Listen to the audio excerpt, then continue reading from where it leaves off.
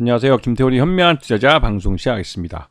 오늘 시장에서 그 STS 중공업을 HD 한국조선해양이 즉 HD 현대의 그 중간 조선 지주회사인데 이 회사가 이제 인수하는 걸 조건부로 공정거래위원회에서 승인을 해줬습니다.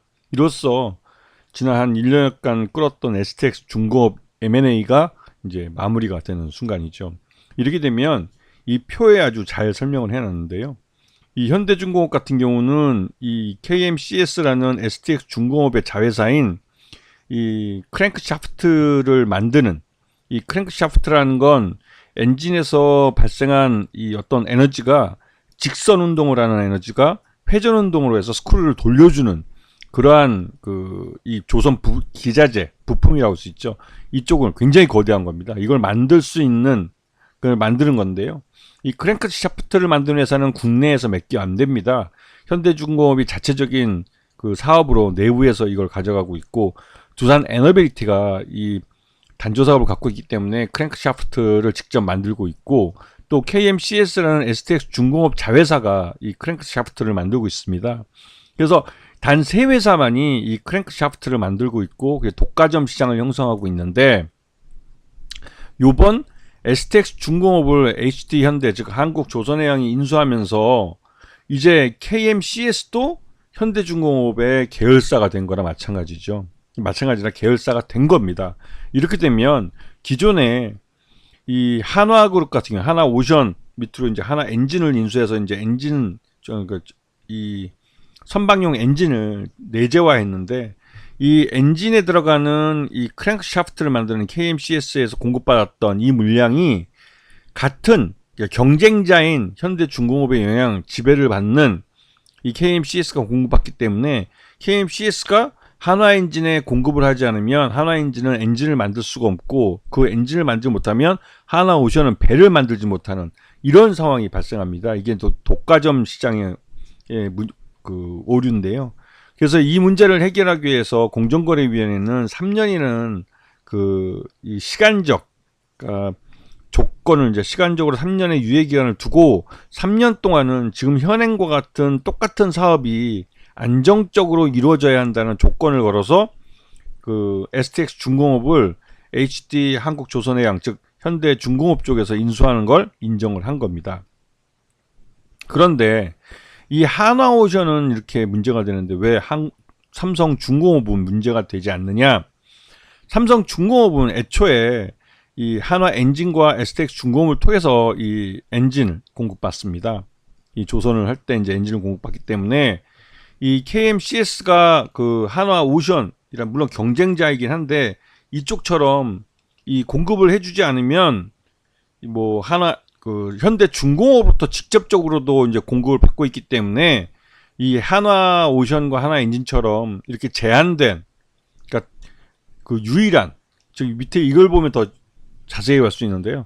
현대중공업은 크랭크샤프트를 독자적으로 만들어서 외부에 판매하자고 독자적으로 소비를 합니다. 그래서 한화엔진에 공급할 일이 없죠. 두산 에너빌리티는 원래 두산 엔진이었기 때문에 두산 엔진에다가 이걸 납품해 왔었는데 이 추가적으로 이제 기존에 공급하는 양 외에는 추가적으로 공급할 여력이 없어서 이 KMCS에서 공급하다 물량을 끊어버릴 경우 이거를 한화엔진은 구할 데가 없는 겁니다. 당장. 그러면 한화엔진에서는 엔진을 만들 수 없고 또 엔진을 공급받지 못하면 한화오션은 배를 만들지 못하는 상황이 발생하죠. 그렇게 되면 현대중공업은 경쟁자인 한화오션을 이 사업을 이제 중단시킬 수 있기 때문에 이런 면에서 이제 불공정한 시장 여건이 만들어지게 되는 겁니다. 그렇기 때문에 공정거래위원회에서도 이 문제를 심각하게 보고 지난 1년 동안 이 문제 해법을 갖고 이제 고민을 한 거죠.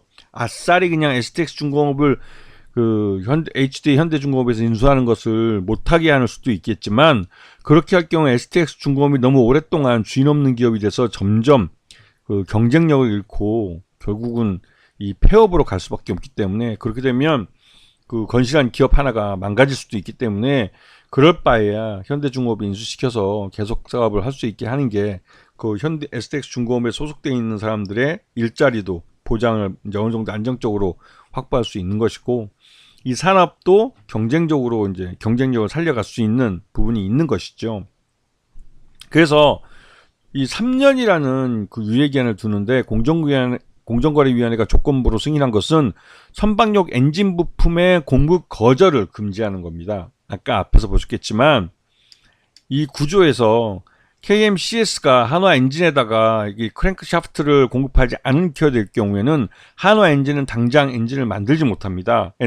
마치지 못하면 하나오션에 엔진을 공급할 수 없고 하나오션은 이 선주에게 배를 만들어서 납품할 수가 없는 거죠. 인도할 수 없기 때문에 이 KMCS가 한화 엔진이 기존에 거래하던 것만큼 주문을 했을 때 KMCS는 그것을 거래를 거부할 거부할 명분도 없고 거절해서는 안 된다는 조건을 달게 겁니다. 그리고 최소 물량 보장이라는 것은 지금 M&A가 되기 전까지 이 한화 엔진에서 사갔던 물량만큼은 기본적으로 보장해 줘야 한다는 거죠.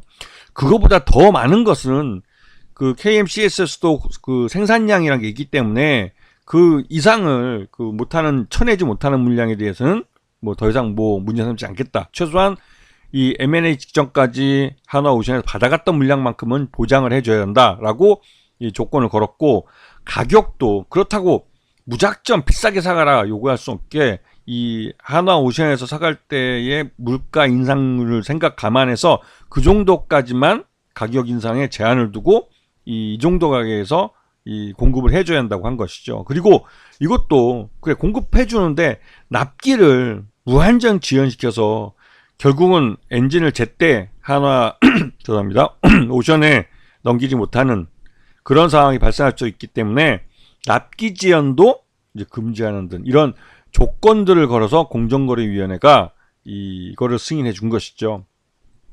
그래서 HD 한국조선해양은 지금 사상 최고가를 기록을 했습니다. 이거는 어떻게 보면 그 한국조선해양이 HD 현대중공업 그룹의 그 중간 지주회사로서 이 수직 계열화, 즉 조선 기자재, 소전 소재나 이런 것들을 수직 계열화해서 조선업종까지 해서 그 수직으로 가질 수 있으면서 가장 수익을 극대화할 수 있는 그런 사업 구조를 완성했다는 것을 의미하기도 합니다. 그리고 이러한 그 계열 그 조선사들이 실적들이 꾸준히 좋기 때문에 지주회사는 계열 이 지주회사들이 실적이 좋아야만 그 실적으로 지분법을 받고 또 배당도 받고 하기 때문에 지금 이러한 실적 호전이 지금 그 계열사인 HD 현대중공업, HG 그 조선 하여튼 그 계열사들이 있습니다. 이 현대중공업 계열사들, 이 계열사들이 그 대부분 다 실적들이 좋고 몇 년치 일감들을 받아놓은 상태예요. 그렇기 때문에 이 HD 한국조선해양의 이런 실적 호전이 앞으로 한 1, 2년은 더 갈 가능성이 큽니다. 그리고 1, 2년 동안 우리나라에서 가장 많은 현금, 달러 현금을 가지고 있는 은행 이외에 가장 많은 현금 달러를 갖고 있는 회사가 될 겁니다. 그렇기 때문에 예전에도 조선업종이 한번 호황에 갈 때는 최소 한 2, 3년을 갔던 경험이 있죠. 왜냐면 이 수주 물량이 워낙 그 많고 그 수주 물량은 순차적으로 쳐내기 때문에 그 순차적으로 달러가 계속 들어오는 구조가 돼요. 근데 이런 부분이 이 조선업종들에게는 지금 굉장히 호황이기도 하고, 또 HD 한국조선해양은 이런 수익을 극대화할 수 있는 조선 엔진부터 시작해서 선박 엔진부터 시작해서 선박 조선까지 이 모든 이제 수직 계열화이기 때문에 실적이 좋아질 수밖에 없는 것이죠. 그래서 이런 신고가 행진이 당분간은 지속될 가능성이 큽니다. 그리고 STX 중공업도 지금 몇 년 만에 주인이 새로 생겼기 때문에 지난번 한화오션이 대우조선해양에서 지금 하나그룹에 인수되고 나서 곧바로 새로운 주인이 들어갔다는 것만으로 군기를 딱 차리고 실적이 바로 흑자로 전환하는 것처럼 STX 중공업도 실적 개선이 꾸준히 이어질 가능성이 큽니다. 그것도 이 조선이라는 우리나라에서 독과점 시장이 되면서 전 세계적으로도 그 손꼽는 조선사에 인수되면서 그 패밀리가 되면서 안정적으로 일감을 확보했다는 의미가 있죠. 그렇기 때문에 STX 중공업도 이 HD 현대중공업 그룹의 일원으로서 실적이 꾸준히 증가할 가능성이 큽니다. 그래서 지금 현재 주가 흐름이 계속 이어질 가능성이 큰 것이죠. 그래서 이 지난번에도 말씀드렸지만 조선업종은 한번 업황이 호황으로 들어서면 그게 일감을 그러니까 수주를 몇 년치 하기 때문에 꾸준히 한 1, 2년 동안 그 실적 호전이 꾸준히 이어질 가능성이 큽니다. 예전에도 그래왔고 또 그러한 때 신고가 행진을 벌여왔던 것들을 기억해야 될 그런 타임이라는 것이죠. 아시겠죠? 자, 오늘 방송 여기서 마치겠습니다. 감사합니다.